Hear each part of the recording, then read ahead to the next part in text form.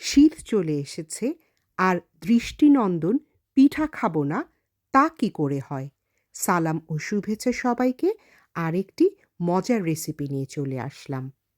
আমি এলি, আপনাদের সবাইকে নতুন বছরের শুভেচ্ছা। পিঠা বানানোর জন্য প্রথমে আমি চালের গুঁড়া আর ময়দাকে পানির মধ্যে সিদ্ধ করেছি। এই যে আমি যেমন এখানে 3.5 কাপ পানি দিয়েছি, আর সেখানে 1.5 কাপ করে করে আমি চালের গুঁড়া এবং 1.5 কাপ আমি ময়দা দিয়েছি, আর 2 চা চামচ আমি লবণ যোগ করেছি। প্রায় 5-7 মিনিটের জন্য আমি সিদ্ধ করে তারপরে আমি চুলাটাকে বন্ধ করে নেড়ে চেড়ে ঢেকে দিয়েছি আরও 5 মিনিটের জন্য। এবার ময়ান করে ডো বানাবার পালা। আমি ভালো করে মুথে নিয়ে সেখানে কিছু ময়দা যোগ করে এমনভাবে করেছি যাতে খুব স্মুথ করে সুন্দর সুন্দর বল তৈরি হয়। বলগুলো আমি অনেক ছোট করিনি, মোটামুটি সাইজের করেছি, যাতে সেখান থেকে 5-6টি করে ছোট ছোট আমি রুটি কেটে নিতে পারি।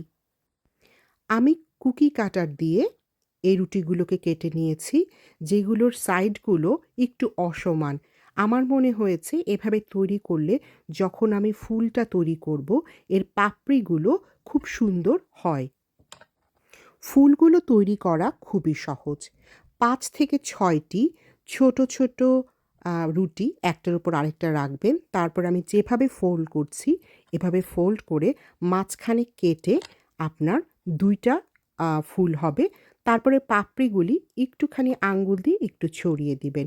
এতে করে দেখতে খুবই সুন্দর লাগবে। একটা রুটি থেকে মোটামুটি আপনি বড় রুটি থেকে 2টা ছোট ছোট ফুল বানাতে পারবেন। এবার ফুলগুলোকে ডুবো তেলে ভাজতে হবে।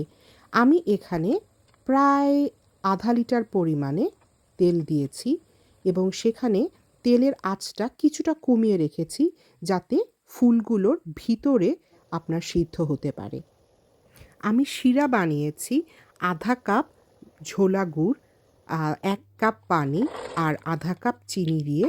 তারপরে প্রথমে আমি ওটাকে বয়েল করে তারপর চুলার আঁচ একদম বন্ধ করে পিঠাগুলোকে ভিজিয়ে রেখেছি প্রায় 15 মিনিটের মতো। মিষ্টিটা আপনি আপনার পছন্দ অনুযায়ী করতে পারেন, কম আর বেশি। ভালো লাগলে অবশ্যই লাইক এবং শেয়ার করবেন।